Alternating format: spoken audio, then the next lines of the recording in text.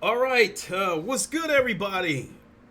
It is the Godfather of VR, the ageless wonder, the man Lincoln Clay, coming at you live from Wakanda. As we are in Wakanda, give me a second. I'm not wearing my earbuds. I want to make sure that the sound is coming through. All right, what's good, everybody? All right, we are good. Jemiah Dixon, Jamal Adams, Cold Yogurt, Fatal Charade. What is up? How you guys doing? And anyone else who joined us, welcome to Wakanda. I am your host, Lincoln Clay. Give me a second while I clean off my glasses with this authentic Wakandan microfiber cloth. So, as some of you know, live from Wakanda, I go over the latest in VR and gaming news for the past week. But today, I also want to show my appreciation as I just achieved 600 subs. Thank you all for supporting my channel. And excuse me, I've got 4 keys to give away. These are Steam Global VR keys, so you will need a Steam account, and these are VR games only. So you'll probably need some sort of VR headset. Um, and I'll tell you the games that I'm going to give away. So what I'm going to do is I'll let you guys know, hey, this is what I'm going to give away first. I'll do it in about 10 minutes. And then, like, within the next 10 minutes, keep an eye on the chat, and I'll send a code through the chat. And then it'll be a foot race to who grabs it and types it in and gets the game. So let me look at the games that I will be giving away today. They are older games. So 1 second here. Let me look at my gallery.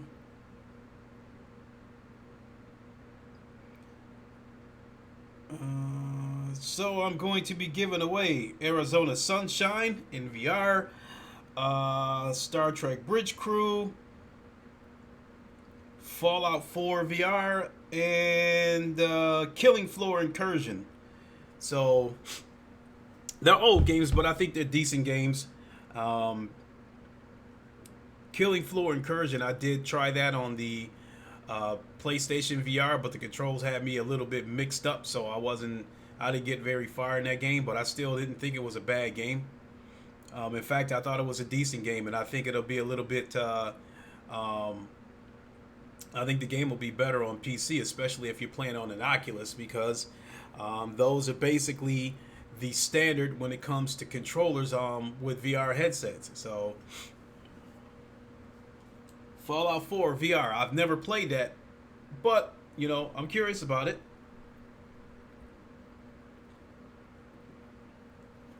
Naturally, I have Star Trek Bridge Crew, and I have Arizona Sunshine. And I think until The Walking Dead Saints and Sinners came along, I think Arizona Sunshine probably set the bar for zombie games. But now as far as zombie game goes, The Walking Dead Saints and Sinners is undoubtedly the new king. So as we do here in Wakanda, we do go over the past week in VR and gaming. So without further ado, let's get started. Um, but the first code that I will be giving away will be to Arizona Sunshine. That'll probably happen within the next 15, 20 minutes or something. I want to give people time to fall in here. Those who are going to come, they will probably be here within the next 20 minutes. I figure after that point, everybody who wants to be here will be here, because even though notifications are kind of funky with YouTube,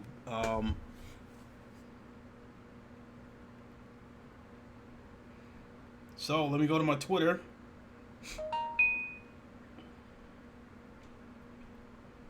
And what do we start with? Okay.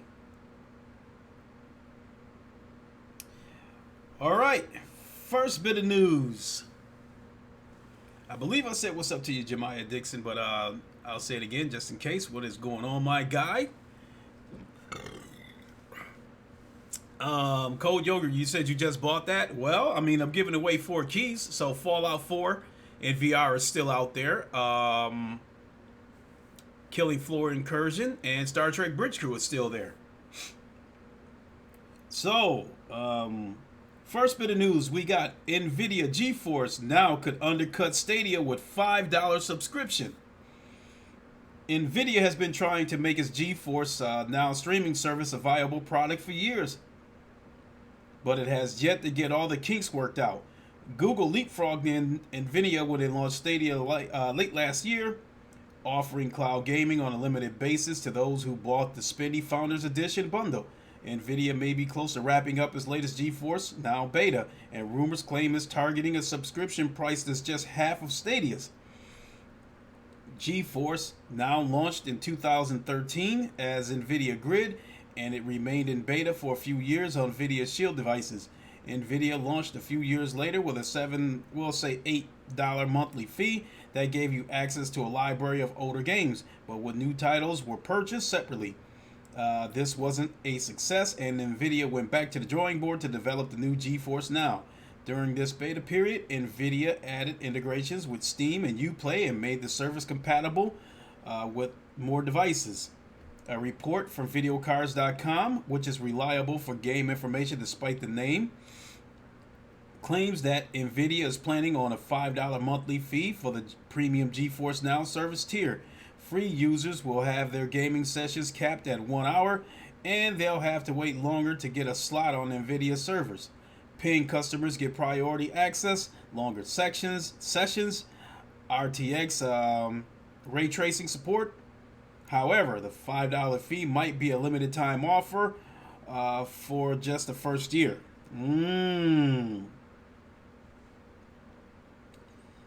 Well, GeForce Now supports a few hundred games via Steam and Uplay. It used to allow testers to install unsupported games from Steam on the GeForce Now service, but that availability vanished a few months back. Still, hundreds of games dwarfs Google's Stadia lineup.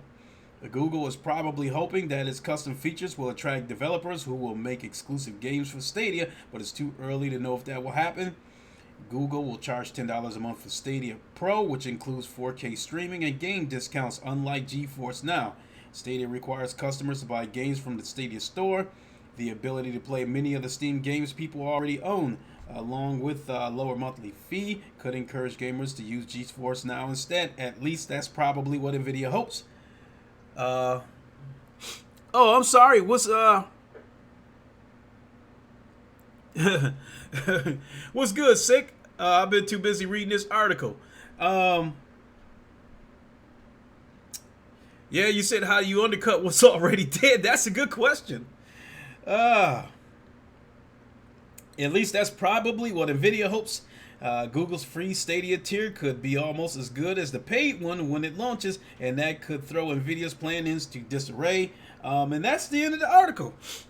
So here we go. The streaming shit's getting ready to get cutthroat.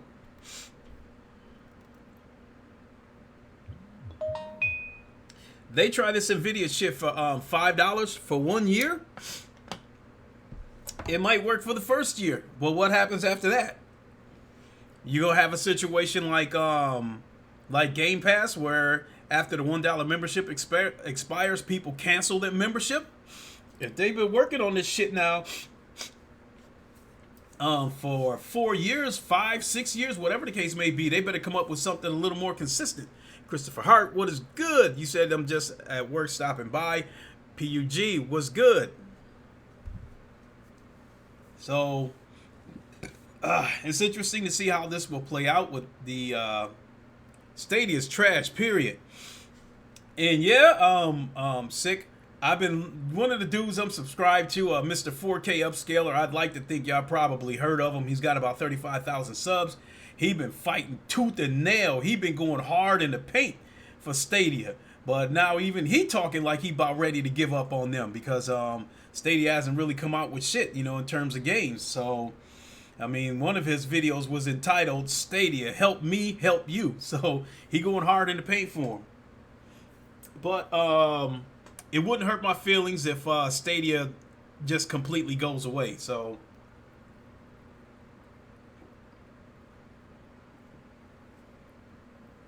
with no games, you're making people pay full price for games, and then you got nothing as far as exclusives to entice people to go this route.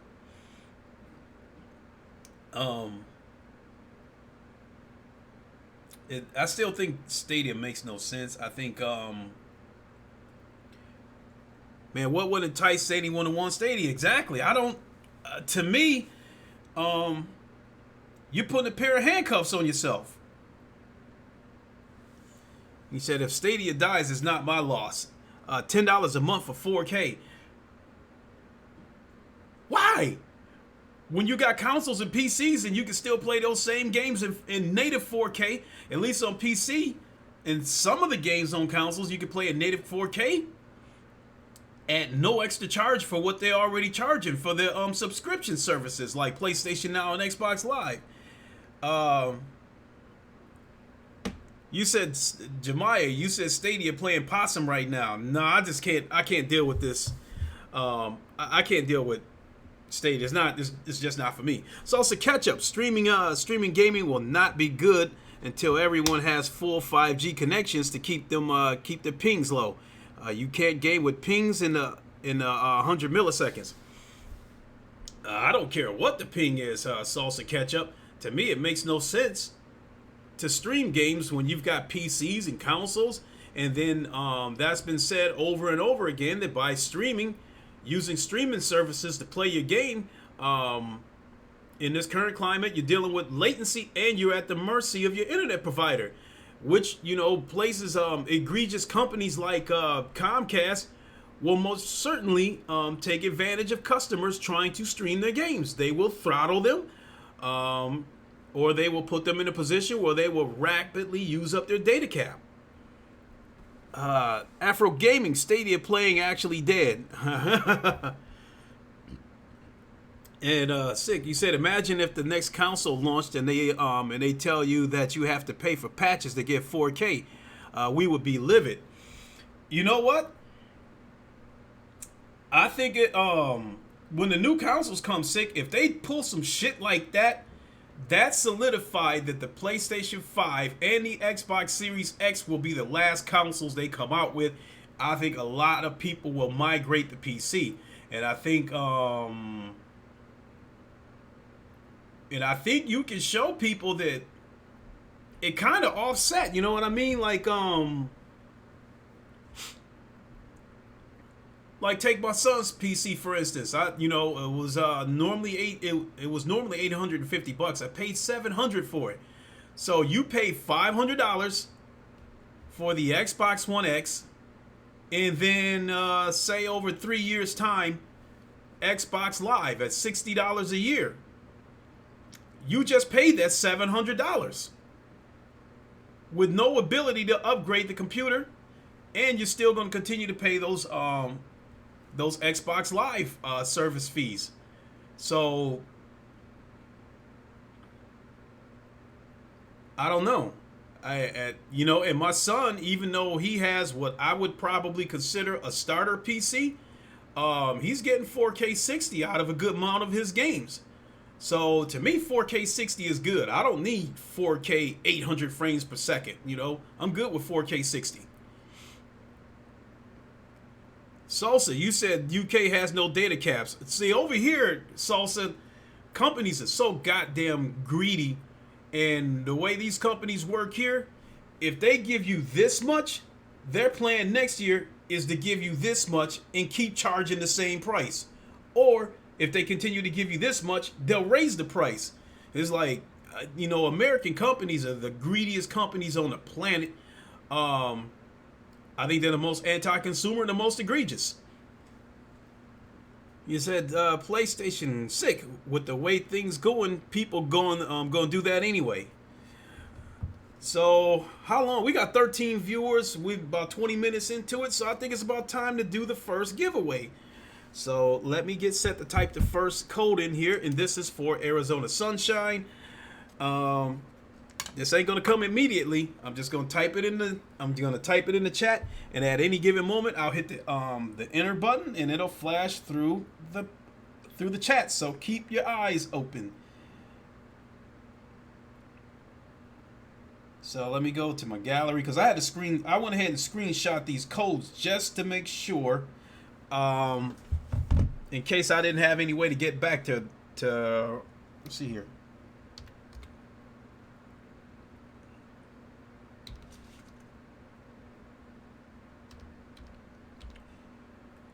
Typing in the code right now as we speak.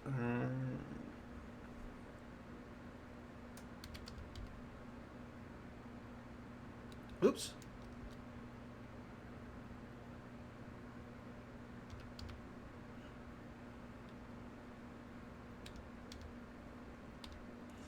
And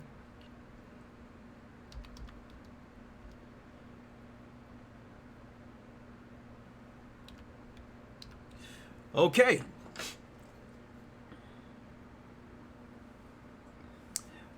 All right, so the code is all set to go for Arizona Sunshine. At any given moment, I will hit the enter button, and I will send that code through.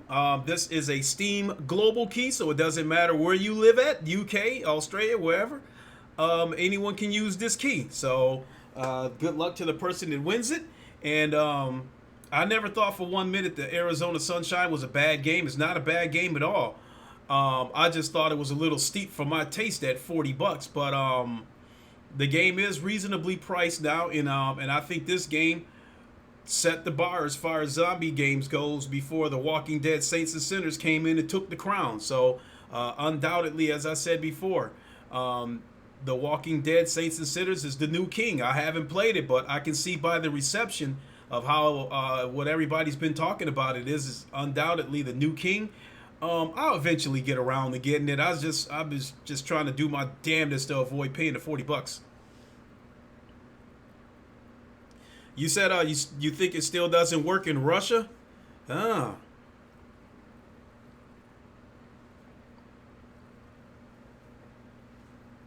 Okay, we'll find out in a couple of seconds here, Sick. You plan on moving to Russia?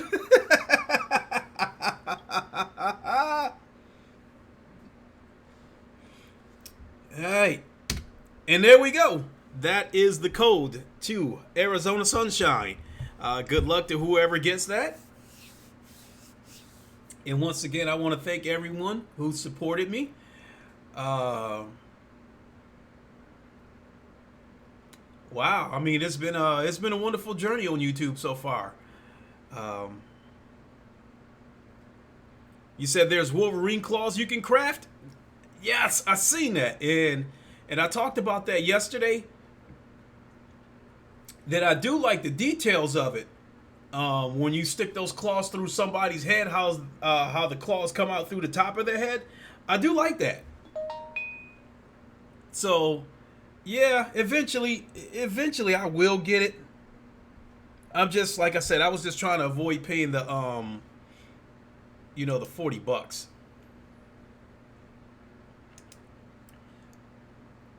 You said, "Yep, Saints and Sinners is." Yeah, I did watch Salsa. I did watch a big chunk of your podcast when you were playing that game. And I've watched quite a bit of GT's stream as well. And I talked about that yesterday.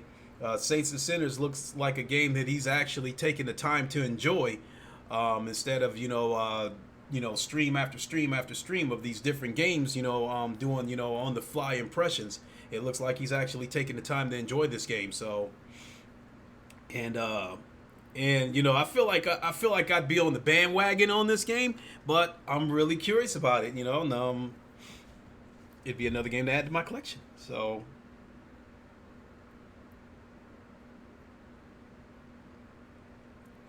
So we'll move on to the next bit of news, and the next one that I'll be giving away. The next code will be for Star Trek Bridge Crew, which is one of my favorite games, and the game holds some sentimental value to me.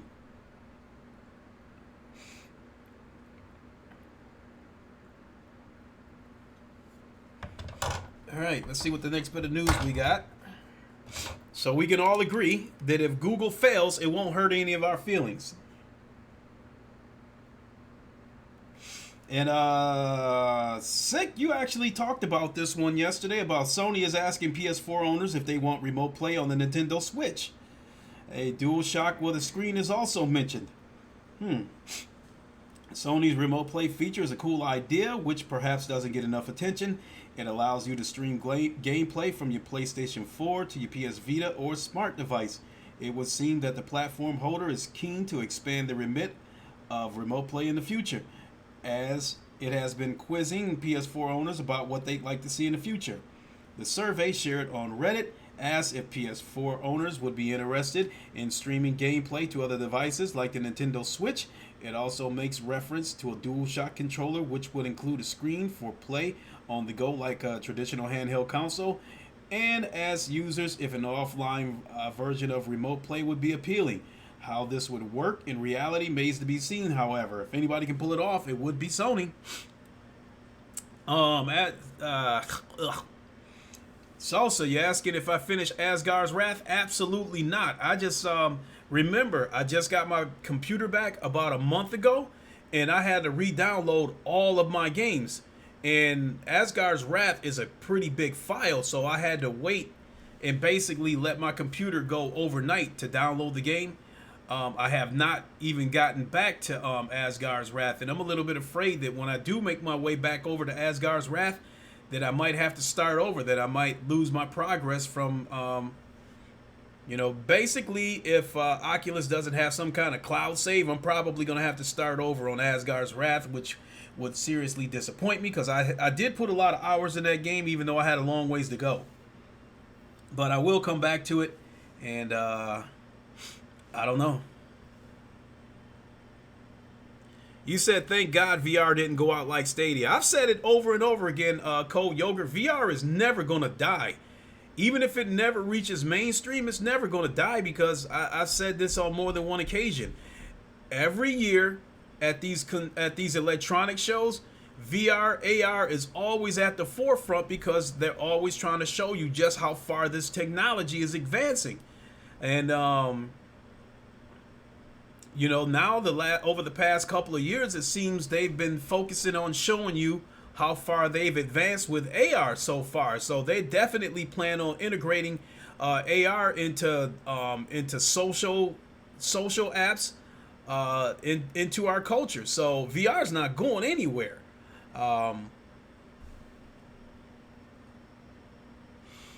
Let's see here. Sick, you said my only issue with this is pretty much confirms for sure PlayStation is done with handhelds. And yeah, I mean, let me read on. With the next-gen console war looming on the horizon, Sony is clearly looking at ways to make its console more enticing to prospective consumers. It's worth noting that Microsoft Project xCloud offers a very similar approach when it comes to streaming content to other devices. And there have been rumors in the past that the company is looking to extend support to Nintendo's machine. It's asking, would you like to see Remote Play support Switch? Let us know in the comment below.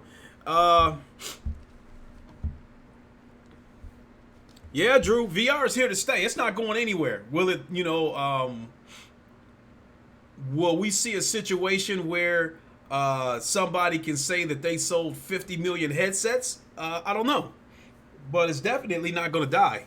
VR has its place. Please excuse me, I'm suffering from a runny nose here. I don't know why.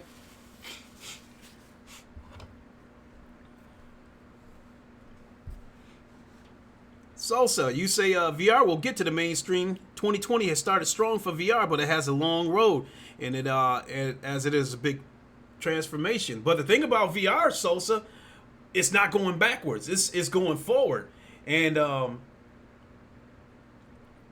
I think I said it in yesterday's podcast. I think VR, with games like The Walking Dead and the upcoming Half-Life Alyx, I think we're about to reach the mountaintop in terms of like photorealistic graphics, uh, immersion, interaction, physics. I think all that stuff is about to come together in Half-Life Alyx. I talked about The Walking Dead Saints and Sinners, how the game looks fun and I'm curious about it, but I'm not impressed with it from the standpoint of you can kill a zombie this way, because every aspect of that game, from the I think from the interactive and physics standpoint, you've seen it on other games. I've talked about the ragdoll effect when you see a body get blown up and go flying in the air. I've seen that on Firewall first. Dismembering bodies, decapitating, zombies. We've seen that. We've seen heads get blown off on like Arizona Sunshine and other zombie games. I think the dismembering of zombies, cutting off arms and that kind of stuff. I've seen that on Blade and Sorcery. So to me, what The Walking Dead has done is brought all those elements together in one game and put a story behind it. And so I'm curious about the game. I just don't want to spend the $40 for it. But I'm very, very curious about this game. But I am probably going to buy it in the not too distant future. But I'm definitely going to buy it from the Oculus store so I can get it cross-play, cross-buy, for the Oculus Quest. Because if the graphics are within the ballpark of the PC, I'll probably spend the majority of the time playing that game on the Quest. And Cold Yogurt, you say The Walking Dead is a system seller for the Quest. I don't know, but I mean, the game is getting a tremendous amount of praise, so I hope you're right. Salsa, even IGM gave The Walking Dead a 9, first 9 of the year. I do think it deserves to be mentioned for Game of the Year considerations. The only problem with that is it came out so early in the year that when December comes around and people start talking about games of the year, you're probably going to have to be reminded about this game, because there's still more great games on the way, with Iron Man VR, Medal of Honor VR, Lone Echo 2, Half-Life Alyx. There's still a lot of great games on the way. So when we get to the end of the year, we talk about Game of the Year. Like I said, somebody's probably going to have to jog your memory to remind you about The Walking Dead. So, but remote play. Truth be told, it doesn't bother me. Sick, you mentioned that solidifies that Sony is done with handhelds. I mean, hold on a second.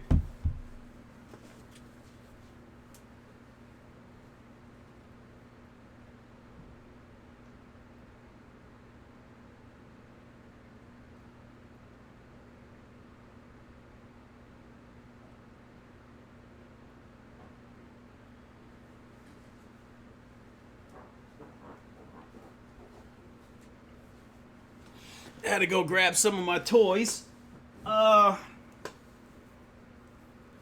And wow. This is my PlayStation Vita. I haven't played this thing in God knows how long. And one of the biggest reasons was when my eyes first started going blurry a few years ago. If I ever intended to take this with me, I had to make sure I had a pair of glasses with me, which was a little bit of an adjustment in the beginning. It was something I was having a hard time getting used to. And it was like, I'll go somewhere and pull out, my Vita to try to play something. And it was like, oh shit, I need my glasses, and totally forget them. But, I do think this is a neat device. I'm not going to lie. But I do think it was a little bit overpriced. I bought this for $200, and it came with a copy of Borderlands. And I thought the $200 was a little bit steep for this, but shit. I'll still go on record as saying that I thought the Nintendo Switch was overpriced at $300. But, the Switch is part of today's lineup of news, so we'll get to that. But this has got a few gadgets. The remote play is pretty cool. It's got a camera. You can make Skype calls with it. Well, not anymore. I don't think it supports Skype anymore. But it still is a neat gadget. And, it doesn't exactly look like it because of the fingerprints and shit like that on it. But this thing is like, it's still almost damn near new. It's in great shape. As you can see, no scratches on the screen. So I've taken care of it and got my very own PlayStation bag for it.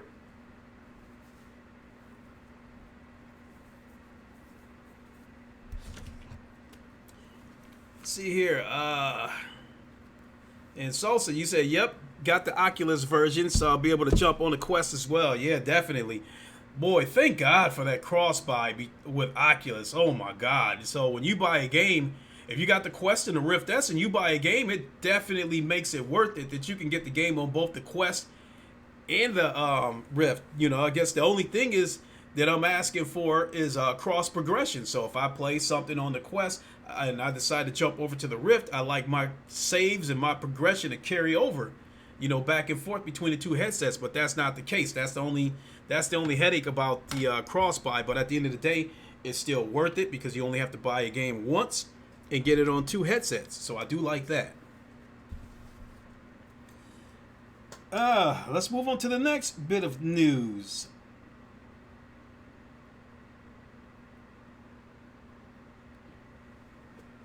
Skype got kicked off PlayStation years ago. Yeah, so that tells you how long ago. That tells you how much I've been using that Vita over the years. Another one of the toys that I got is oh shit, which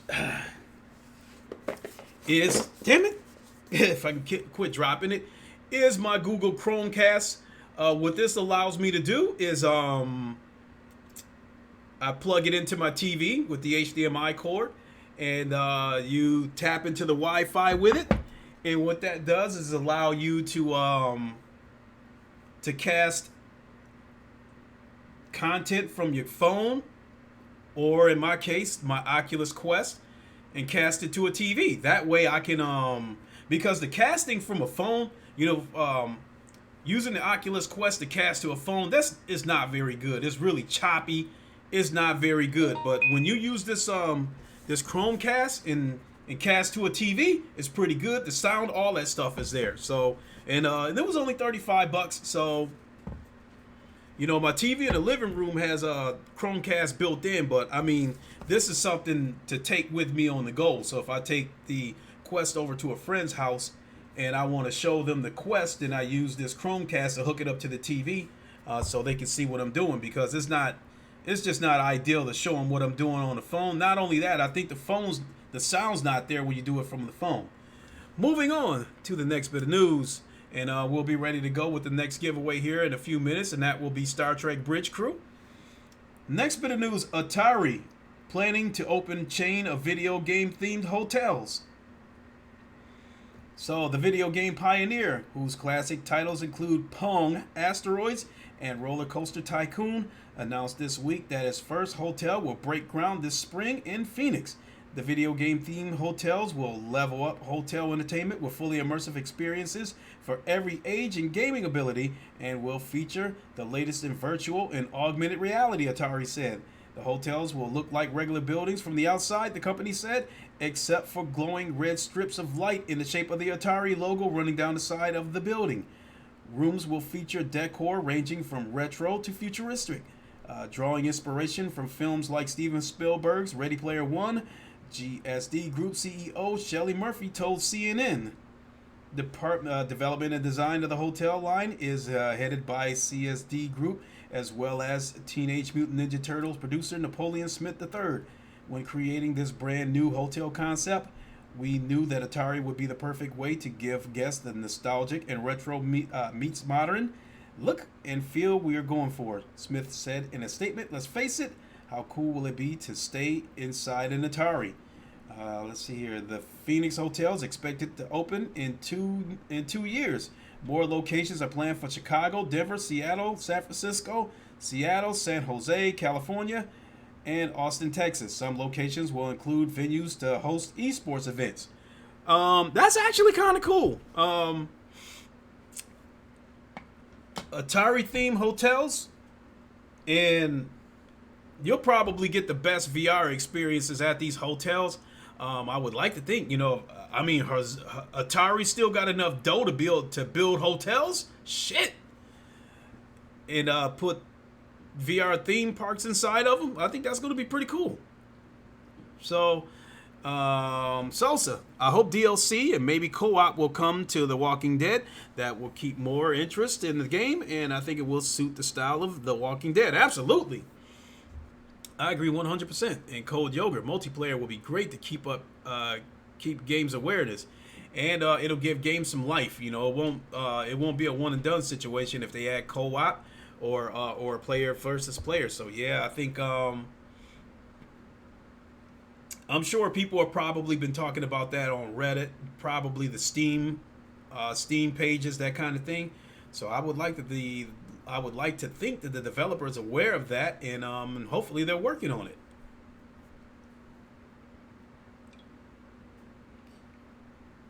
So what do we got for the next bit of news?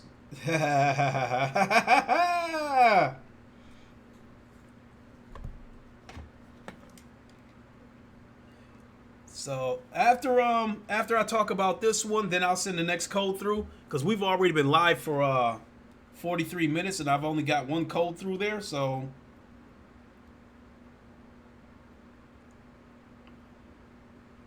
after I talk about this one, Samsung is pushing Microsoft Xbox to support ultra wide gaming monitors.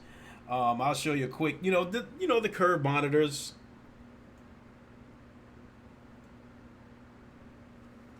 So, Samsung is pushing Microsoft to enable ultra-wide monitor support on Xbox.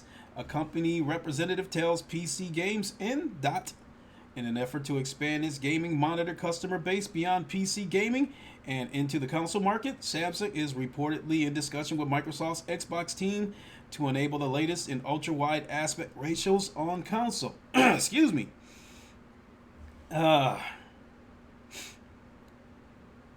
Ultra-wide aspect ratios are swiftly becoming more desirable in PC gaming circles, with 21.9 and 32.9 gaming monitors rising in popularity, alongside a great shift to 1440p and 4K resolutions, essentially offering the real estate of two monitors seamlessly glued together. Even enterprise users are making the move. If I had any choice in the matter, I'd still be working on the Samsung the C49, blah, blah, blah, blah, blah, blah, blah. There's one caveat to ultra-wide gaming monitors for cross-platform gaming, however, and that's the lack of console support. While many multi-platform games offer ultra-wide resolutions on PC, and the PC ultra-wide game list is quite extensive nowadays, neither the Xbox or PlayStation 4 offer system support beyond 16.9. See, so I'm just gonna stop right there, because this is actually kind of a long article, but I'm gonna stop right there because at the moment, as far as I read, this article is saying that they are pushing Microsoft to support this. It doesn't mention anything about pushing Sony into supporting this. I think that correlates with the Xbox Series X looking like a PC. I've said this before, that I think the theme here with Microsoft going into the next generation is to make this next console look like a PC, have a lot of power, and make the Xbox community feel like they're getting their own exclusive Xbox PC, and I think that will be a gateway to make them accept, that a lot of these exclusives are going to PC. I think they won't be crying and hollering so much when they about games going to PC when they have their own exclusive Xbox PC, and not only that. The Xbox community next generation might get ballsy enough to think they can compete with PC gamers in some of these competitive games, because they might feel that they have a device that can compete with PC. I don't know how much power the Xbox Series X is going to have, but I wouldn't be surprised if they still get manhandled by the PC community when it comes to these games, like a Counter-Strike or something like that. So that's actually going to be pretty funny, because if the Series X has more power than the PlayStation 5, are they going to do this shit again like they did with the Xbox One X and act like we're above you PlayStation people? You guys are small potatoes. We're setting our sights on the PC community. We think we can compete with them, which wasn't the case at all, because the Xbox One X is a piece of trash. It runs like shit. If they try to turn the graphics up, we all know that by now. I don't have to be a rocket scientist to know that. But when the Series X comes out, is this going to happen all over again, where they act like, we're not worried about PlayStation people, and then start thinking they can compete with the PC people? That remains to be seen. That's going to be really interesting. Let's see here. Cold Yogurt. I'm on day 15, and the zombies to get through is getting real bad. Face multiples at a time now. So it sounds like the Saints and Sinners is a game that starts off pretty easy, but sounds like it gets harder as you go along. That's interesting. So Samsung.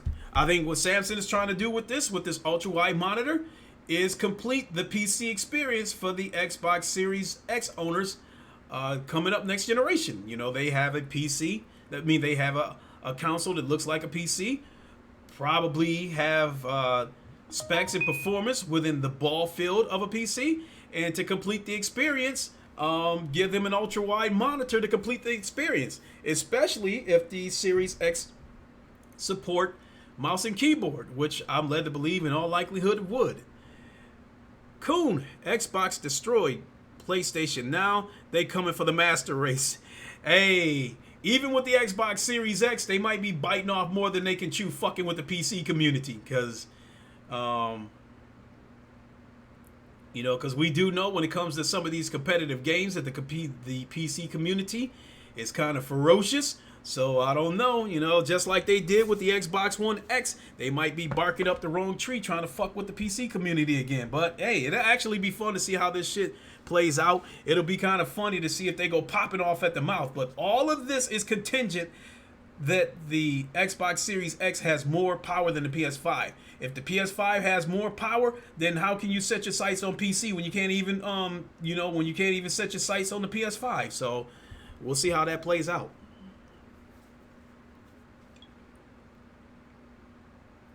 So let me pull out my goggles and get ready to type this code through for Star Trek Bridge Crew. And if you did get the code for Arizona Sunshine, don't hesitate to let us know in the comments in chat, because I am curious as to who got it.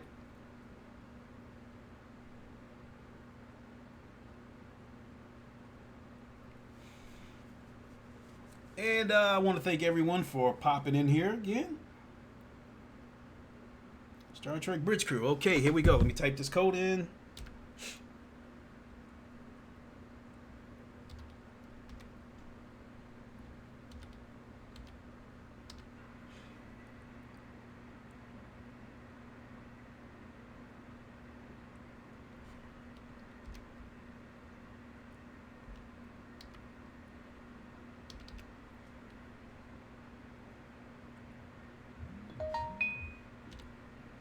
Hash, hyphen, hash, whatever. Yeah.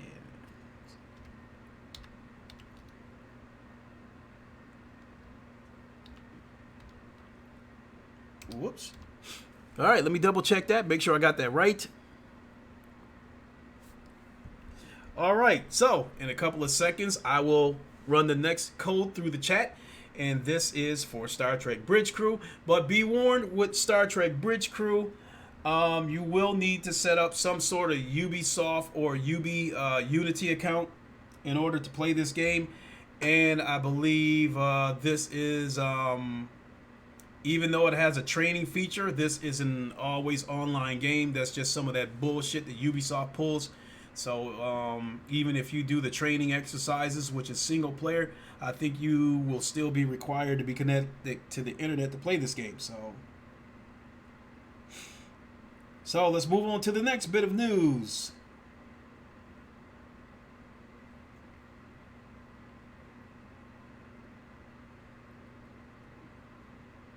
In Wakanda, we will not have it all.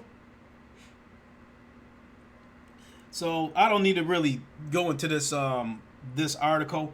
We all know 3 songs came out this week for Beat Saber. 3 new songs. Sounds like some techno stuff. Not my kind of, not really for me. But I still played those songs because it's still great exercise, especially on Expert or even Expert Plus, which I'm not very good at. I'm okay at Expert. But they are 3 new songs for free, and you cannot argue with that price. So if you have Beat Saber, make sure. Well, if you have Beat Saber, especially on your PlayStation, the update is probably automatic, so you probably already have them. He said, format doesn't matter. What matters is good fun game. Absolutely. Absolutely, Salsa. So, and boom, there we go. That is the code for Star Trek Bridge Crew in VR on Steam. And again, this is an amazing game. I absolutely love it. It is one of my favorite games.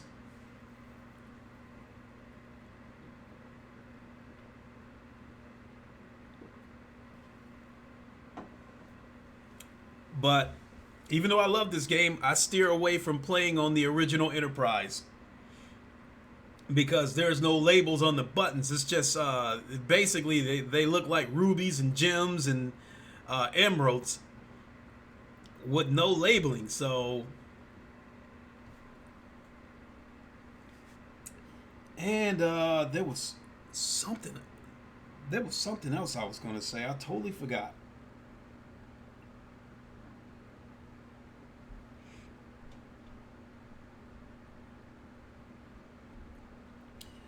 Okay. Oh, I know what I was going to do and let you guys know what's going to be next for the giveaway. So I'm kind of all over the place here. Please forgive me. So next up, the next giveaway will be for the Fallout 4 VR Steam key, and this is global also. So all these giveaways are global. So it doesn't matter where you live. I'd like to think you should be able to use it. Doesn't matter where you live. And this was the best way that I could come up with doing this because I wanted to make sure, our friends in the UK are able to get in on this as well. Because I know the last couple of giveaways I did, the way I did it, basically only the North American region was, basically could get in on this. But I wanted to make sure this go round that our UK friends do not get left out. So this was the best way to do it, and I do believe that since being a member of the VR Link, I have gained a good number of UK subs, and I'm definitely grateful for that. And moving forward, I will definitely try to do my best to make sure everyone can be included in the giveaways.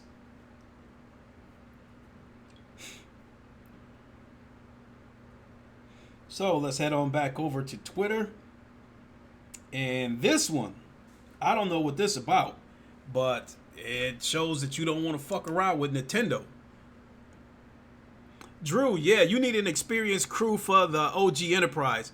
Actually, let me see here. We were I did my first experience as captain on the Enterprise 1701D. That's the Enterprise from the Next Generation.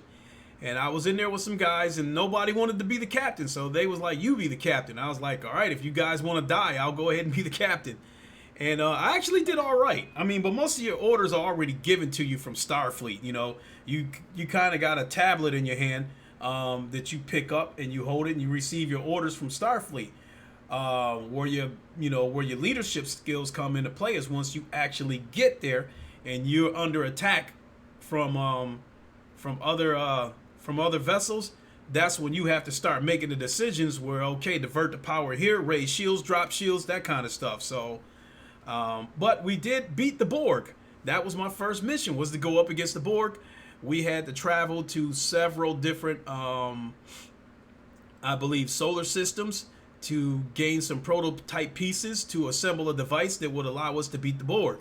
But the Borg was following us everywhere we go. So every time we went into warp speed and we arrived at the new solar system, we had about a 3-minute window to retrieve this prototype device before the Borg could triangulate our position and find us. So, but we were able to get away from the Borg. We did get attacked by him once, and we did take some damage. We got away from him long enough to repair the ship, and then we were able to, kind of play keep away and stay away from them long enough to get all the pieces for this device, and then we were able to defeat the Borg, and I got my first victory as captain, so it was pretty fun. Now, getting back to the news. This bit of news shows that you probably don't want to fuck with Nintendo. It says real life Mario Kart ordered to pay Nintendo over $350,000 over copyright infringement. It says over in the wacky wilds of Japan, over in the wacky wilds of Japan, a company called Merry Mobility has lost a court case against Nintendo.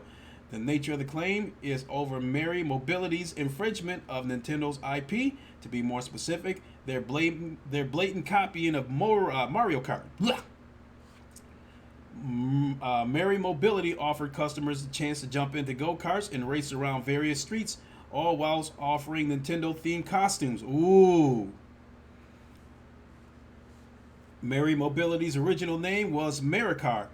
This was only ever going to happen one way, really. I mean, just look at this. As a consequence of the court hearing, Merry, which I think is supposed to be short for Mario, Merry Mobility has now rebranded themselves as Street Kart. Furthermore, instead of Nintendo-themed costumes, Street Kart offers customers superhero costumes instead. So, let me see if I can... So this is what they're getting sued over. Let me put this up here. See if you guys can see this. So this looks like a company that lets people, race real go-karts around the street, but you wear Mario-themed costumes. So as you can see, there's somebody dressed like Luigi in the front. And that got them sued for over 350,000, I'm guessing, euros. I'm not exactly familiar with, European currency. I assume the E in front of whatever the number is stands for euros. But I think that's what they got sued for, 350,000 euros. As a result, they have changed the name of their, of their company from Mari Mobility to Street Karts. And now they're using superhero-themed costumes instead of Mario-themed costumes. It doesn't matter what part of the world you live in. How could they not see that coming, that they would get sued? Because Nintendo do not fuck around with people over copyrights infringements. We've heard about them suing YouTubers and all that kind of shit. So I don't know what make this theme park think that they wouldn't get sued. So, yeah, so don't fuck with Nintendo. Next up. What do we got? Next bit of news. Google responds to complaints of slow Stadia announcements. Internet giant tells GameIndustry.biz there will be more news on streaming service exclusives soon. Google has addressed concerns that it is not informing the initial Stadia user base about future releases and upcoming features for the cloud gaming service. Reports on various sites earlier this week pointed to frustration among the Stadia community, often citing a particular Reddit thread. The poster claimed it had been 40 days since Google had added or announced a new game for Stadia, with the bulk added around the launch 69 days ago. The post also complains of the lack of iOS support, family sharing, the subscription-less Stadia-based membership, or regular updates on the roadmap for these and other features. Finally, there was a reference to a stat Google revealed in its New Year update that more than 120 games were coming to Stadia in 2020, with more than 10 exclusives in the first half of the year. So this is somewhat of a long article too. I'll just put it like this. I think Stadia is already fighting an uphill battle, so whatever it is that they plan on doing that they think is gonna wow the customers, they better get their ass in motion and make it happen soon. Because I don't know, it sounds to me like a lot of people are starting to leave Google Stadia for dead. So they better get their asses in motion. So, but again, this is something where if it fails, it wouldn't hurt my feelings. So yeah, Drew said you don't fuck with Nintendo, and Salsa say, "Yep, we'll see them going past in Shinabua and over in Akabara."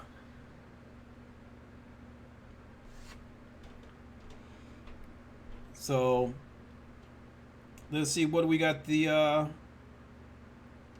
What is the next bit of news? This is an opinionated piece. I'm not really going to get into that, but I'll just read the title. It says Sony PS5 beats the Microsoft Xbox Series X in almost every way. And I'll just read the first paragraph. Microsoft has officially confirmed the design of the Xbox Series X. Nevertheless, we are still waiting for the official key details of this console. As for PS5, we may have to wait until February 15th for some official information to hit the web. As of now, there is no official invitation to the rumored PS5 event, which makes the February 15th date more likely. There will be a fight to the finish line for Sony and Microsoft. However, the leaks and speculations for now suggest that the PS5 has an edge over the new Xbox.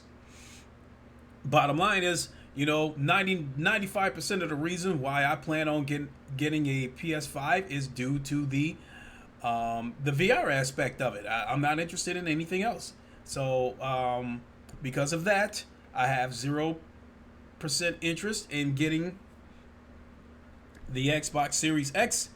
And if it were not for the VR aspect of it, I would probably have about 25% interest in getting the PlayStation 5. I'm sorry that it's got to be that way, but I mean, I know they're going to come out with compelling exclusives, and even if it wasn't for the VR aspect of it, I would probably eventually get a PS5, but it wouldn't be in the near future. But because of the VR aspect of it, the PS5 will be a day one purchase for me. And I absolutely pray to God that GT7 is a launch title for the PS5 and that it gets full VR support and that we will get that VR multiplayer that we've been starving for this entire generation. So that's that.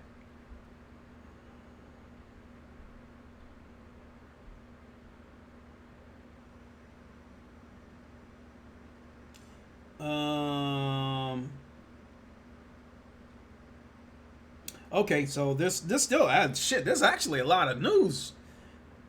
Looking at my post.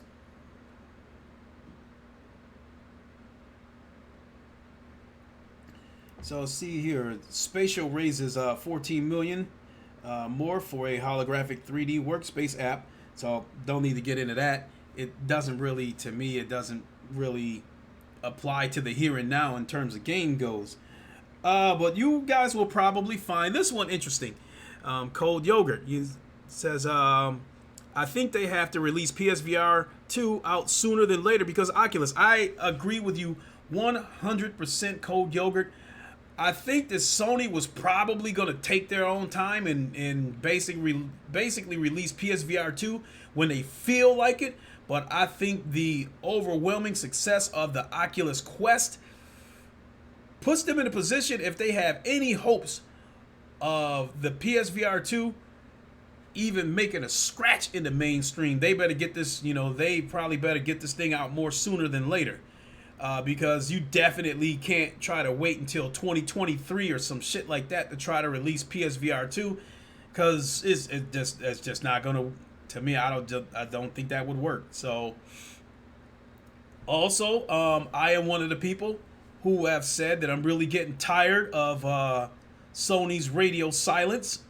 I want news. I want information, and I want information about PSVR, about PSVR support, about the new headset, when the new headset's going to come out, all that kind of stuff, about GT7, whether it's going to be a launch date. I'm pretty much I'm pretty much tired of the radio silence. I know Sony like to fuck with people and like to troll and get people wondering and shit like that, and it's like just when people sound like they're about to start losing interest in Sony because they've been quiet for so long, then they throw a little tidbit out. I'm tired of these tidbits. It's time for us to get some meat and potatoes and get some real information. So I mean, if Sony doesn't, with all these damn rumors coming out about Sony doing some kind of reveal next month, if they don't give us some serious information, I don't want to hear a fucking word coming out of Sony's mouth until you're really ready to give us the real information. You know, I'm tired of this damn dick teasing and shit like this and flashing us a nipple and trying to get everybody all a boner and shit like that. Let's get to this real shit. Sosa, there's big rumors of GT7 as a release title, and Kazunori-san does want to see the whole thing as VR. Which I did hear that. I mean, I did hear that it would have full VR support. And to me, full VR support means VR multiplayer as well. But I want to hear it from Sony's mouth. So I'm really tired of the silence. And so, again, if they don't give us something next month, I really don't want to hear shit coming out of their mouth. And until they're ready to give us some real information. Like I said, don't just flash me a nipple. You know, if you want me to get all worked up, baby girl, take your clothes all the way off. So, all right, next bit of news. Just a moment. I got to respond to something.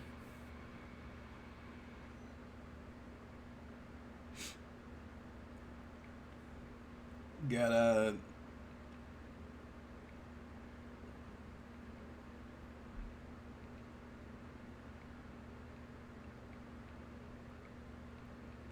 One second here.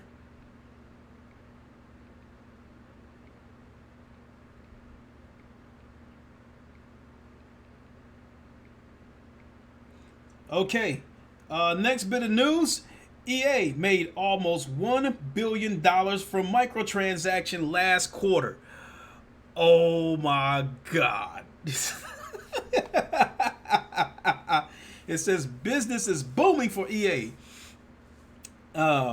Gaming giant Electronic Arts reported earnings for its holiday quarter today, and the company performed ahead of expectations. In particular, revenue from EA's microtransactions bucket, called Live Service, reached nearly $1 billion. Another highlight was Star Wars Jedi Fallen Order, which performed above expectations. As you can see in the chart below, As you can see in the chart below, EA made $993 million from live services during the quarter ended December 31st. For the first 12 months as a whole, EA made $2.8 billion from the microtransactions. Wow, almost $3 billion this year from microtransactions. Damn.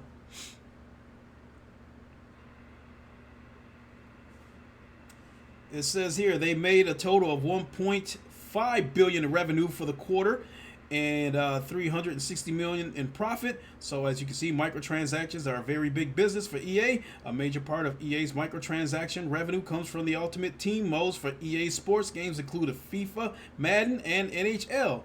The publisher also said Star Wars Jedi Fallen Order performed significantly above expectations. EA was modeling sales of 6 to 8 million copies, but now the company is expecting sales to reach 10 million during the fiscal year ending March 31st. Now, that is fucked up that EA is still cashing in. That is fucked up that EA is still cashing in on microtransactions. But as far as the Jedi Fallen Order goes, I mean, I would like to think that would show EA, even though you and Microsoft tried to destroy single-player games, Jedi Fallen Order showed that there is still a place for single-player games. I would like to think that EA would get that message, but don't expect them to start pouring out a shitload of single-player games, being that the bulk of their money is still coming from multiplayer games and microtransactions. They'll probably give you a single player game, I would like to think, maybe once in a while to keep you guys crying from the microtransactions, but for the most part, nah, don't expect EA to go the Sony route where a bulk of their games are single player. So microtransactions are still their bread and butter. I hate to even say that shit.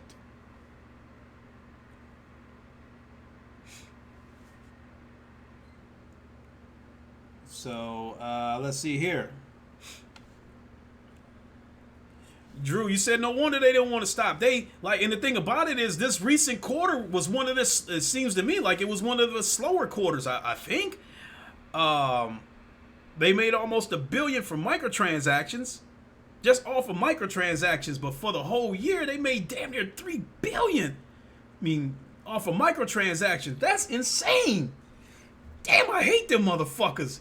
But now they got me wondering about buying some damn stock in that company. Shit. But at this point, I'd imagine shares are probably pretty high. So Salsa, yep, 100% wants Sony to give out the goods as of November 20th. As November 20th date, PS5 has said the release will be here sooner than we think. I agree, Salsa. But yeah, I'm tired of the teasing. They did that shit with the PS4 before that generation started. You know, a bit of information here, a bit of information there, showing us the DualShock 4 controller, and we hadn't seen what the console looked like yet.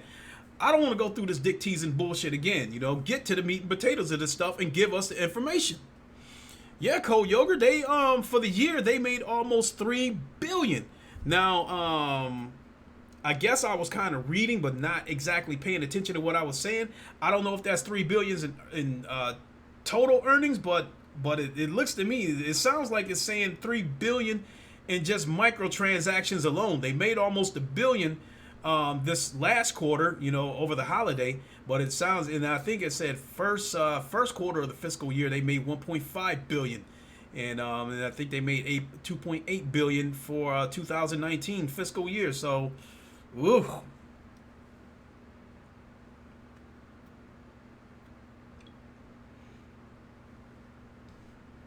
What do we got here?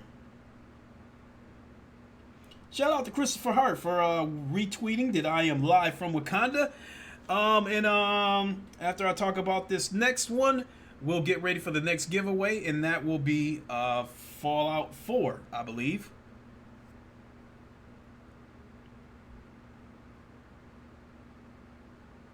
Let's see what we're sitting on here. Let me see where we're sitting as far as the giveaway goes.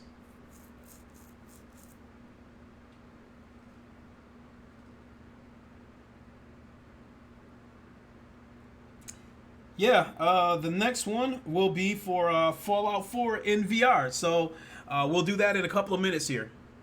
So let me get on to the next bit of news. Nintendo Switch passes 50 million sales milestone, meaning it has likely now overtaken Xbox One, which we knew it wasn't a matter of if, but when. Nintendo's hugely successful Switch console has now sold 52.48 million units worldwide since release in March 2017, which I think is an amazing feat because I think the Nintendo Switch is grossly overpriced. I thought it should have launched at $200, but we know how Nintendo is. They don't bullshit when it comes to these launches. I think their shit is priced kind of high, but they have a loyal user base. This shit sells, so hard to complain about how overpriced the shit is when it sells. But I do think at the launch, I think when the Switch launched, I do think Nintendo fabricated a false shortage, because the media kind of was putting out articles about the Switch that before the Switch launched, they were making it sound like the Switch was going to be the make or break for Nintendo, that if the Switch fails, the company was going to go broke. The Switch got off to a slow start, and the media was still beating it up a little bit. And then it seemed like out of nowhere, boom, the thing is in demand. You can't find any. The day that I bought my son's Nintendo Switch, they had just got a shipment in that morning. So where I'm going with this is, I don't know what they sold over the first 12 months of the Switch life cycle, but I think it probably could have been a little bit more if they had not created a false shortage. And that is just my opinion. I have nothing to back that up. I just believe at the beginning of the life cycle of this hybrid, I believe that Nintendo created a false shortage. I believe Sony does it, and I believe Microsoft does it. But the situation that Microsoft is in, I don't think they're going to try to do that shit anymore. I think when the Series X launches, I don't think there's going to be a shortage of consoles. I don't think Microsoft is going to try that shit because if they launch at the same time as the PS5, they would put themselves in a position to capitalize on Sony if Sony tries to create a false shortage. If Sony tries to create a false shortage with the PS5 and you can't get one, and the Xbox Series X is out there, some people might go ahead and move over and get a Series X, especially if it's rumored to be more powerful. So I don't think Microsoft is going to fuck around like that and try to create a false shortage, you know. But I think Nintendo is. I think that the Nintendo has been doing that for decades. But so again, I think they would have sold more units if they had not created this false shortage. Cold Yogurt. Hart wants more people to know that he won another game giveaway. That he won a game giveaway. So hey, I mean, if he won, congratulations. You know, and I appreciate him retweeting that I'm live. I definitely appreciate that. Says here, Switch sales in the 9 months ending 31st December 2019 were 17.7 million, up 22% year on year, fueled by the launch of the Switch Lite model. So, in all best estimates, this means Switch now has piped the hardware sales total of Microsoft's Xbox One, which launched in November 2013. And I do think the Switch launched in February of 2017. So that is very, very impressive. They haven't even hit the 3-year mark yet, and they're already staring at 53 million. I think that is tremendous.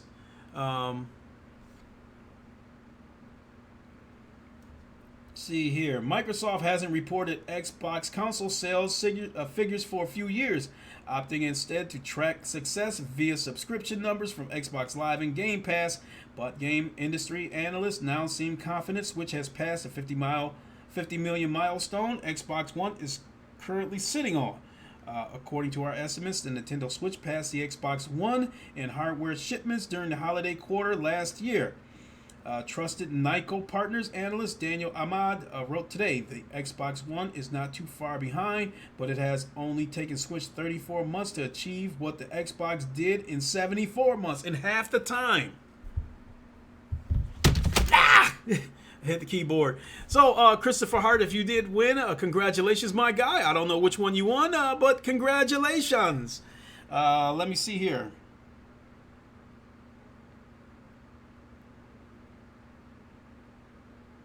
Let me go to Twitter.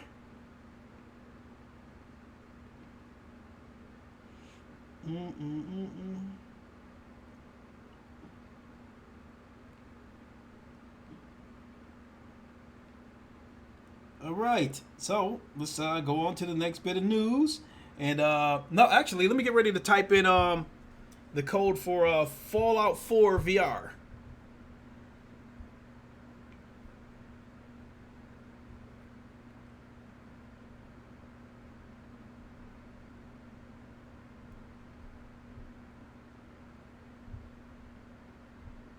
Oh, goodness. Okay, so here we go. Let me see here.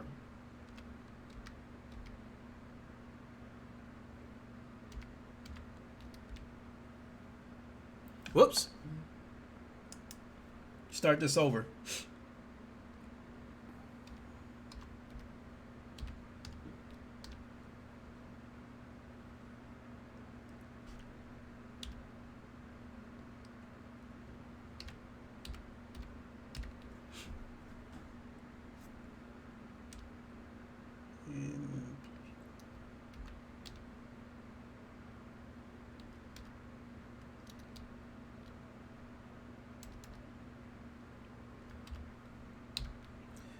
Okay, so get ready here in a couple of seconds. I will send the code through for Fallout 4 VR.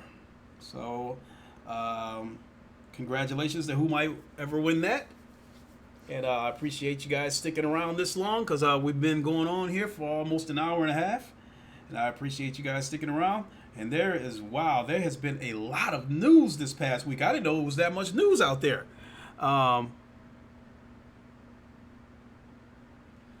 Cold Yogurt said, I was just joking, but he is quick to get him. So, you know, and as far as this goes, there's no restrictions on who can win. You know, it's like when I type them in the code, when I type them in the chat, whoever gets them. So whoever gets them first.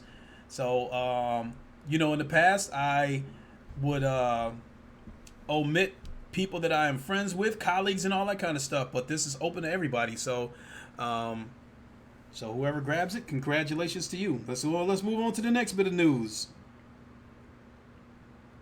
Now, I think we're almost done here.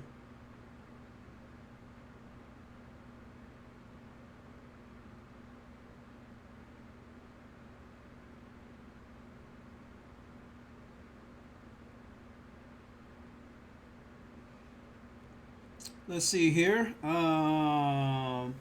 There's actually a couple of articles that I skipped over because I didn't really think they were that relevant, to tell you the truth. Borderlands 2 index support finally released a new free update since its launch on PC VR headsets last year. Gearbox Software Borderlands 2 VR has strangely lacked support for the Valve Index headset. That changes this week. Borderlands 2 Index support finally arrived in a free patch issued yesterday. That includes support for the Index controllers with a new 2K Knuckles configuration binding on Steam VR. Plus, you can also move based on the direction in which your hands are pointing now, instead of your head. So, finally, there's an option to choose between 30, 60, 90, and 120 frames per second on the scope window. Index support arrives after Gearbox accidentally listed support for the headset at its launch on Steam last year. So, I don't need to read any more than that. Yes, sir. Ham. Wakanda forever. So, yeah, that's cool. I mean, Borderlands 2 was a highly anticipated game when it came out, when it was announced on PSVR that it was coming to PSVR. That was a highly anticipated game. The way Sony made the announcement on that game, the trailer was basically like, in celebration for PlayStation VR, to show its appreciation for its user base, that kind of stuff, blah, blah, blah. So I was led to believe that Borderlands 2 in VR was a PlayStation exclusive and it was going to remain that way, but it eventually made its way to PC. So, but, we got Steam support, and which is cool because, again, there was a lot of people. Actually, there was some PC people kind of complaining when they first learned that it was coming to PlayStation VR. A few PC people was actually complaining, so now they got it. So I think that's cool.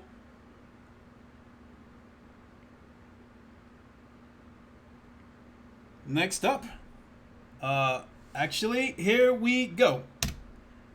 That is the code for Fallout VR on Steam. This is a global key, so anyone can claim it.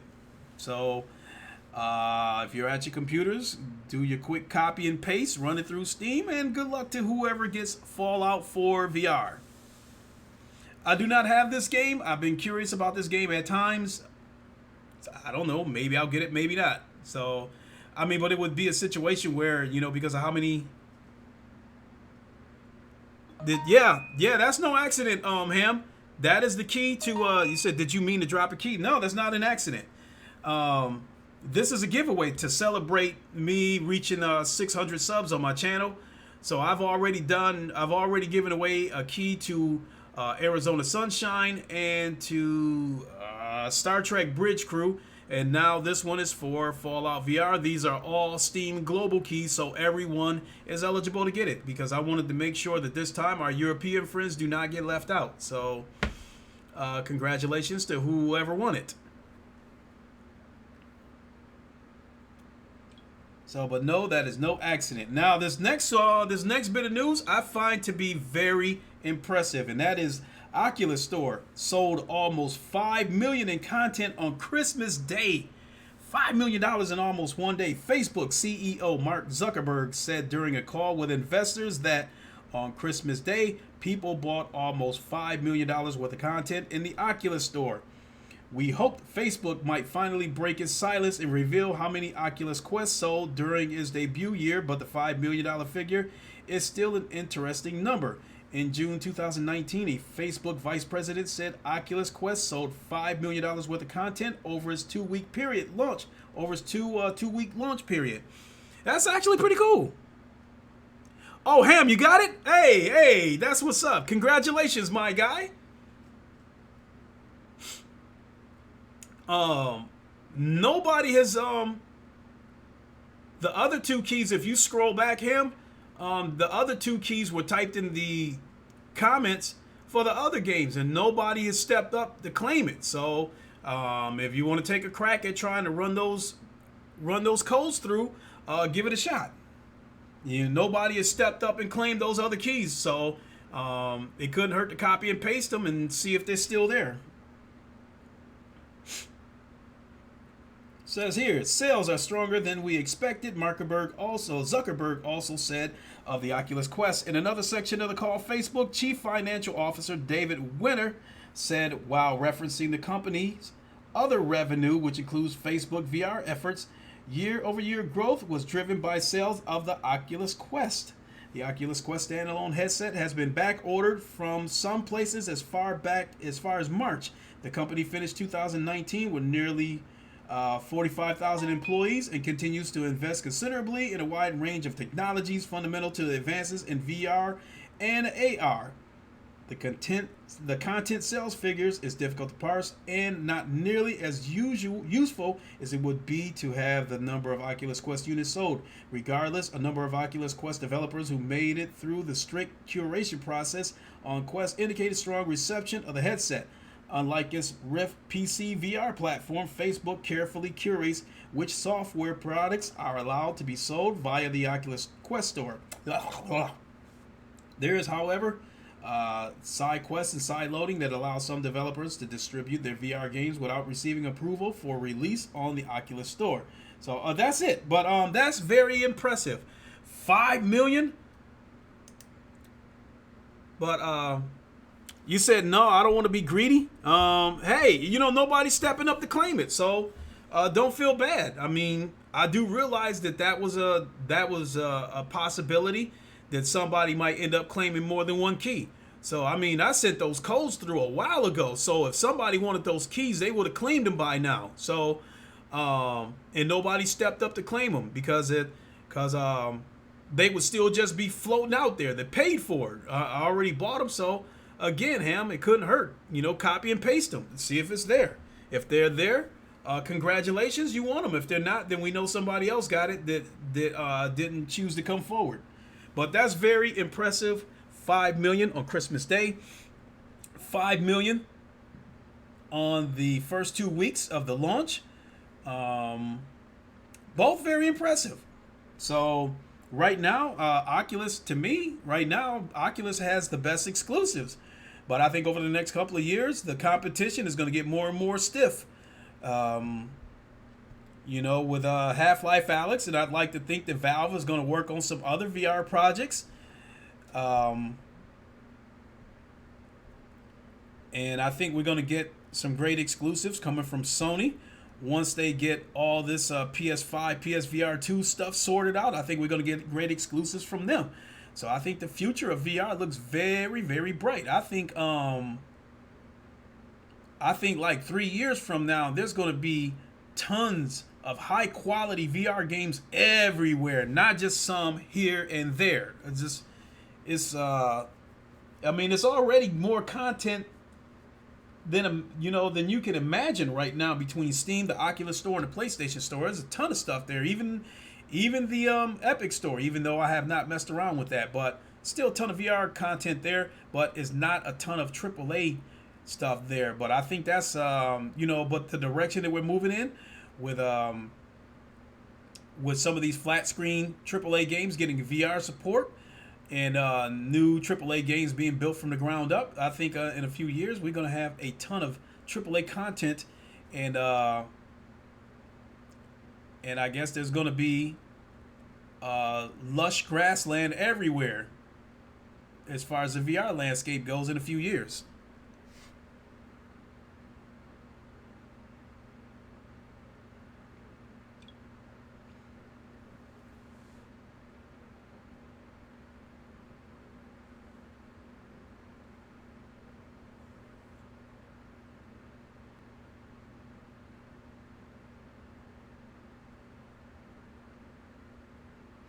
All right, so let's move on to the next bit of news.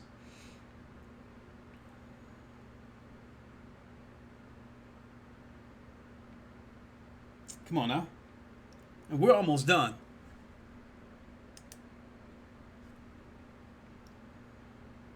because I'm not going to go through all this stuff. I had to leave some of this stuff out. Otherwise, we'd be here for 3 or 4 hours. And I got to get ready to go here pretty soon to go pick up my son.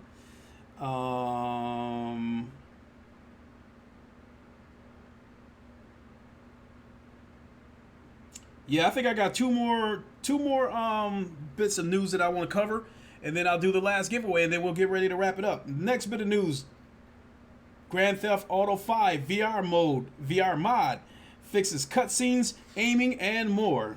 Let me see. 3 months ago, we wrote about a new GTA 5 VR mod that didn't require you to buy Vorpex, whatever that is, to play the game with a headset. The initial release was a little crusty, but it gave you a glimpse of Los Santos in VR. 3 months on, though, and the mod just got a significant new update. Developer Luke Ross launched the update yesterday. It addresses one of my original biggest problems with the mod, cutscenes. In the original version of the mod, they'd appear as blurry, zoomed in scenes stuck to your face, which was incredibly disorienting. With this update, though, Ross implements a universal field of view fix that gives you a much more natural perspective during cutscenes. Not only that, but the developer has removed the game's clip planes, meaning you'll see the entire environment when watching scenes in VR, not just the window that Rockstar originally framed. Alright. This might still come with its issues. Ross warns, like incomplete animations and teleporting NPCs. Remember, Rockstar didn't originally plan for you to see any of this. We haven't tried it for ourselves, but we're hoping it leads to a much more comfortable experience that allows you to tackle the full campaign in VR. Originally, we said the mod was better suited for just sandbox gameplay. Not only that, but the FOV fix also helps when aiming down your weapon sights and entering cars. The installation process for the mod has also been streamlined even further. Other fixes in this version of the mod include smoother camera rotation when on foot and improved camera reset logic. Pretty healthy list of fixes then. Now, if someone would just get to that Red Dead Redemption 2 VR mod, yeah, that would be interesting. Will you be jumping back into GTA 5 VR mod with this update in place? Let us know in the comments below. So, hey, I mean, I was curious about that VR mod when I first heard about it. But two things stopped me from going out of my way with this mod. One was I didn't want to go through the hassle of downloading these apps and programs and extracting this and dragging this over here and all that shit. I didn't feel like doing that shit. And then the other thing was the online mode. I wish that would be in VR, because that would be, if the online mode of Grand Theft Auto was in VR, shit, I would put a significant amount of time into that game. Even though that game is older than dirt, there's still tons of content on that game, and I've always liked the VR mode of that game. Damn, it amazes me one guy can do all of this, and Rockstar haven't bothered to do it. It would be nice to have VR for multiplayer. I'll take the mod over nothing, though. I totally agree. And I think not only did Rockstar not fuck with this guy about doing a VR mod for this game, in its own way, I think Rockstar endorsed the VR mod, because I took note. I found it to be a coincidence that after this VR mod first came out, Grand Theft Auto appeared on sale on Steam for $15. To me, that's no coincidence. I said it's a coincidence, but it's not a coincidence. To me, that means Rockstar knew that this guy did a VR mod, and rather than go after this guy, with legalities, they decided to try to cash in on it and let the game be on sale. And I almost bought the game. So, and I still might go out and buy the game, on PC. I have it on Xbox, but I just lost taste for the game because everything is centered around these shark cards. But hey, I might come back, and I did finish the campaign, but I would be interested in going back and revisit the campaign and play it in VR. So hell, maybe I'll go to G2A and see if I can find a Steam copy of this game for the low. You said, yeah, they shifted more copies for sure. Yeah, I mean they knew that mod was out there. With that being said, I think these developers are watching us through YouTube and through forums. I think closer than we think. They know what we're saying.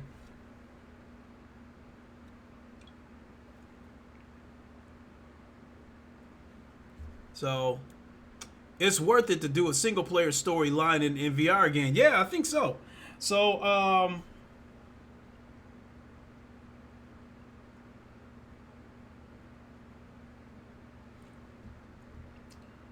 let me see. Rainway brings Shenmue, Detroit Become Human, and more to Xbox. Long story short, I guess this Rainway shit, whatever it's supposed to be, allows you to stream games from your PC to your Xbox, and I guess play them that way. And it's just like Sick Humor said, why the fuck would you want to stream games to your Xbox if you already have the PC when you can play it natively and have the best resolution and the best performance? That's so to whatever this. It sounds like a total waste. I'm not gonna get into it. Whatever. So, let's see here. Xbox is the only weak point for Microsoft's strong quarter, which that's been discussed over on YouTube this week over and over again. That I guess the Xbox division actually dropped like 11%, whatever the numbers was. So and they're still trying to big up Game Pass in their gaming division. So I'm not gonna get into that. This last piece of information I think is impressive. I'm going to give you this last one, and then I'm going to do the last giveaway, and then get ready to wrap it up. And I think this last bit of information may not be impressive to some people, but it's impressive to me, and it's a sign that VR is continuing to grow, and that is analysis. Monthly connected VR headsets on Steam reached record high of 1.3 million. Valve's monthly Steam survey has long offered useful insight into the share of VR headsets in use on Steam, but the figures provided are relative to the non-static Steam population, which obfuscates the actual adoption trend of VR headsets on the platform. To mystify the data, to demystify, my God, Road to VR has developed a proprietary model which derives actual headsets count by correcting for Steam's changing population. The latest data shows that the monthly connected VR headsets on Steam have reached a record high of 1.3 million in December. Each month, Valve collects info from Steam users to determine some baseline statistics about what kind of hardware and software is used by the platform's population, and to see how things are changing over time. That includes which VR headsets are connected to users' computers. Participation in the survey is optional, and headsets aren't counted if they aren't powered on and recognized by Steam at the moment the data is collected. Which that is interesting. With that being said, is actually could be that number could be more than 1.3 million.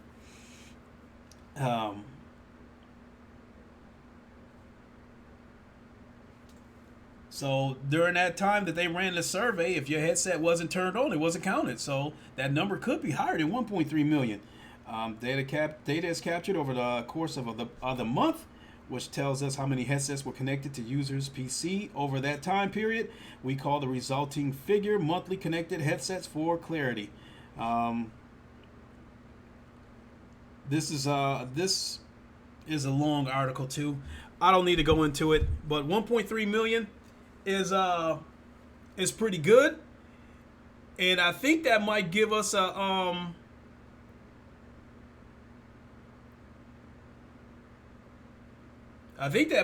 little bit more clarity of how many Oculus headsets are connected at any given month. Because I think a few months ago during Live from Wakanda, I had talked about an article that said that Oculus headsets represent 51% of headsets used on Steam. So 1.3 million sliced in half, we'll call it to 700,000 headsets. We'll call it that. Now we know that there's not 700,000 Rift S out there, because earlier this week when I talked about the sales numbers, the Rift S is sitting on 71,000 headsets sold. But that, but there's still a good amount of Rift Rift CV1s out there. So I don't know how many of those sold, but this is, this is like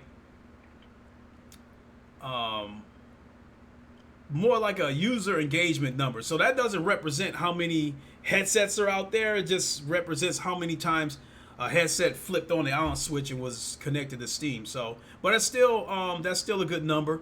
And shout out to the VR community for continuing to grow and continuing to support VR. Our future is very bright.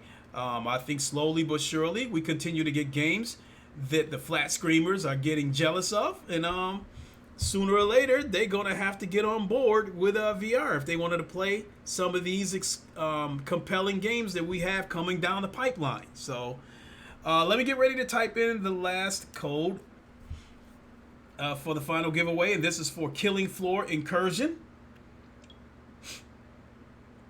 and that will be the last one. Leaf. I wish Oculus was back in stock at Walmart. I was in Best Buy a few days ago, and the Oculus Rift S, they did have 2 of them in there. But the Quest, nah. The Quest is hard to get. They're hard to get.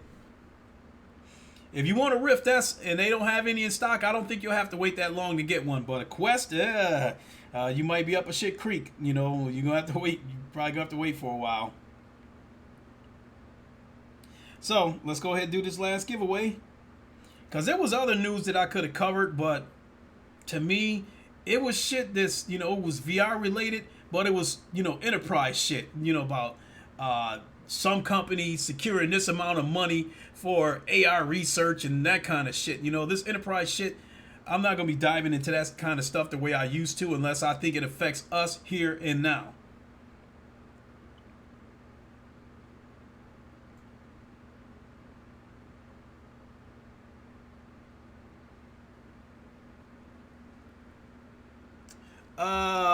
Cold Yogurt, you said if the rest is the Rift S LCD or OLED. It is LCD. And one of the first things people said when the Rift S came out is that because of the LCD panel, that the blacks aren't as deep as an OLED panel. So blacks on the CV1 are deeper on the CV1 versus the Rift S. But I'm willing to take that trade-off to have the clarity of the Rift S, because the Rift S is crystal clear. I thought the jump from the CV1 has a resolution of 1200, and in the beginning I didn't think the jump to 1440 of the Rift S made that much of a difference, but it made a world of difference. That headset is crystal clear. Knowing what I know now, I would have waited until the Rift S came out instead of buying the CV1, knowing what I know now. But hey, everything played out. It played out the way it was supposed to. So I can talk about the what ifs and shouldas and all that kind of stuff. But hey, it's been a wonderful journey. I'm absolutely enjoying this VR ride. So let's get this last code typed in here, and we'll get ready to wrap it up. And I want to thank everybody for coming to Wakanda. So let's see what we got here.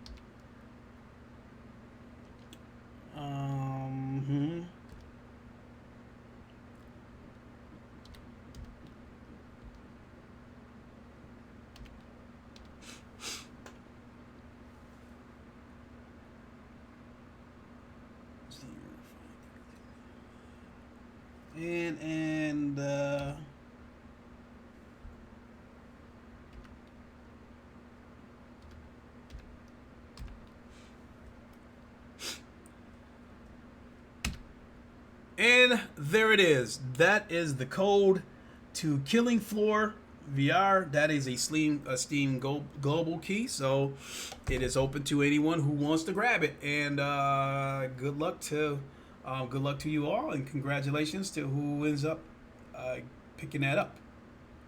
So again, I want to thank everybody for supporting my channel. This has been a wonderful ride, and although my channel has grown at a slow burn. It still has continued to grow. And I will say that in the beginning, when I made the jump from flat screen to VR, because before I made the jump from flat screen to VR, I was playing VR games, but I was still doing podcasts, flat screen podcasts talking about the console war. And then once it got to the point where I was so passionate about VR that I just wanted to share with everybody, and I slowly made that transition over to making VR podcasts, I was a little bit concerned that I would probably lose some subscribers, and I wouldn't be surprised if I lost some subscribers and if I gained some VR centric viewers in place of that. You said, "Good luck, folks. The game is scary as hell." Um, but hey,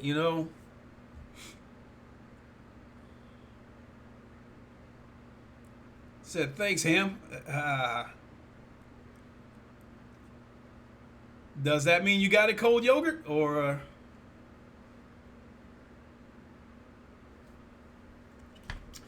But yeah, I mean, I think I think my sub count would be a little bit higher if I hadn't got thrown in YouTube jail, because that was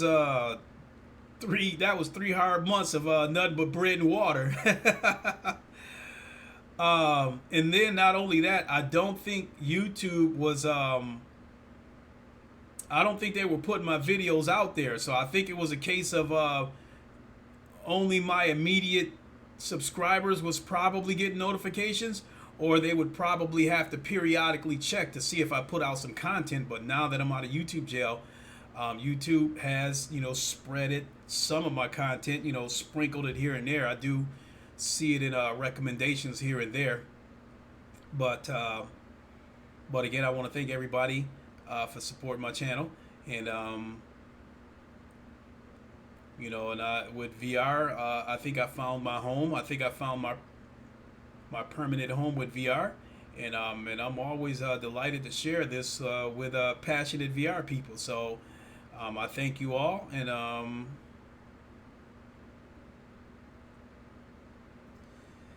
he said, "What happened?" I don't. But I don't know. I don't know if he tried to get it. I don't know if Ham tried to get it or if he just decided to pass on it. I don't know what happened. But I hope somebody got it. Drew, you said you're here through VR chat. What is up? Oh, that's neat. You here through VR chat? That's pretty cool. My son absolutely loves VR chat. I mean, he cannot get enough of VR chat. That's really all he plays. Speaking of which, let me check Steam and see what he's doing.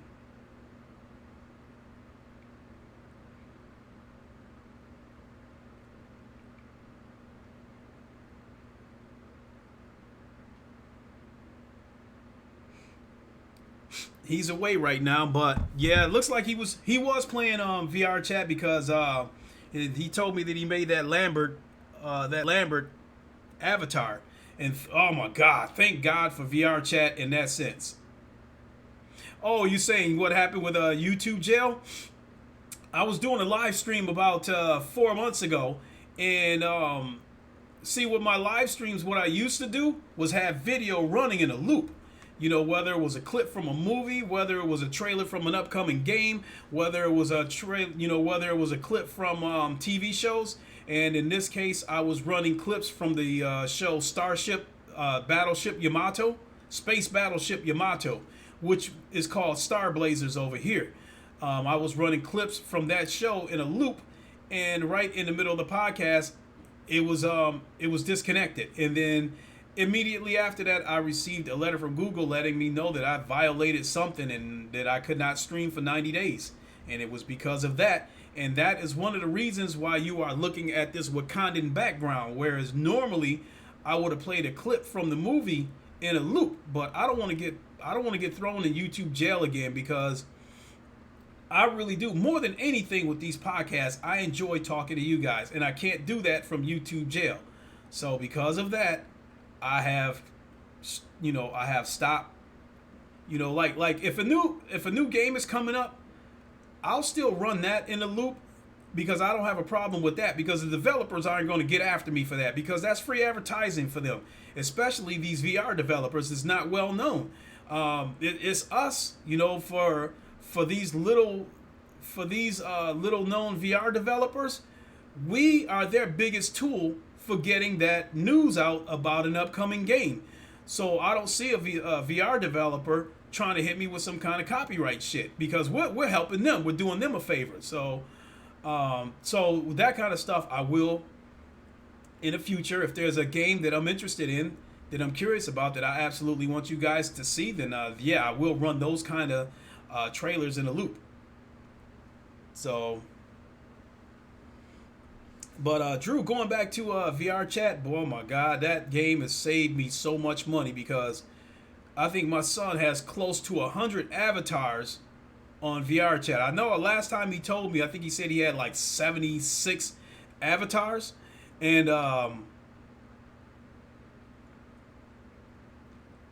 he's got a lot of Gears of War avatars, a lot of Locust and Swarm and Lambert avatars. This is all stuff that if he would have paid for this stuff through the game, God knows how much those microtransactions would have cost. So thank God for VR chat for allowing mods and stuff like that, because now my son can be his favorite characters in VR. He can, because he can be Marcus, or I think he did one of the characters from Half-Life. I think he did one of those characters, avatar for that in VR chat. He's I think he found a Black Panther avatar for me.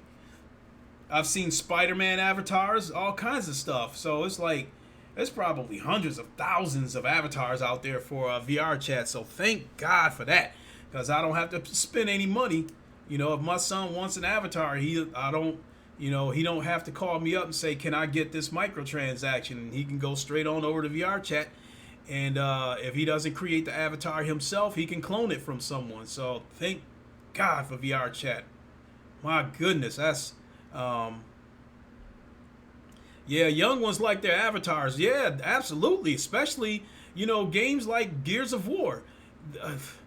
I don't know how much money I've spent in microtransactions for my son wanting, Black Steel Marcus or Black Steel Cole, that kind of stuff. VR chat, he can go get all that stuff for free. So yeah, if you got a young one that's got a VR headset and they like avatars, definitely point them to the direction of VR chat. It will save you a ton of money in the end. So, with that being said, I think I'm going to get ready to wrap this up. And I haven't been paying that much attention to the chat. I haven't been reading every single comment. So, again, I don't know, other than him saying that he won the Fallout 4 Steam key, I don't know who won the other keys. So, with that being said, hey, feel free to backtrack and check those keys out and copy and paste them and see what happened, because nobody else, unless I missed it, nobody else seems to be stepping up to say they want them. So feel free to go back and try to grab them. So with that being said, it is time for us to close the doors to the Royal Palace, because I have to speak with T'Challa so we can plan our next course of action to fend off people who would try to invade Wakanda to try to get our vibranium. And as you get ready to go and board your shuttles to take you back out of the invisible dome of Wakanda, we will saddle you all up with parting gifts. Thanks for coming to Wakanda. And M'Baku and the Jabari will see you to your shuttles. Thanks for tuning in, everybody. I really, really appreciate it. This has been a really fun show. And Ham, you said later's all. Thanks again for the game key. Hey, Ham, thanks for your support. Thanks for being one of the people who supported this channel. I really, really appreciate it. Cold Yogurt, thanks for the giveaways. No, thank you for your support. I really appreciate it. And, naturally, when I hit 700 subscribers, I'll do another giveaway. So, thanks again, everybody. That's going to do it for me. I got to get ready to take off here in about a half an hour to go pick up my son. I really don't know if I'll do any kind of game streams today. I have got my PC set back up to do streams again, but I didn't do the NDI plugin because after doing some research, it seems that the origination of the NDI plugin, the link for it seems to be, your computer seems to give you a warning about it being possible malware. So I don't know. Looks like I might not do that. I might go back to what I was doing and just stream from my computer, whatever the case may be. But I will be selective about how I do it because I don't want to kill the computer again. But I don't know. But I hope to do some kind of stream sometime today. Since my son will be here, he'll probably spend a lot of time on the PC.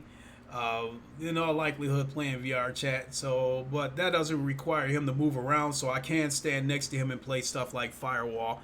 So maybe I'll do something like that later on today. No promises. We'll see how it goes. But I want to thank everybody for coming to Wakanda.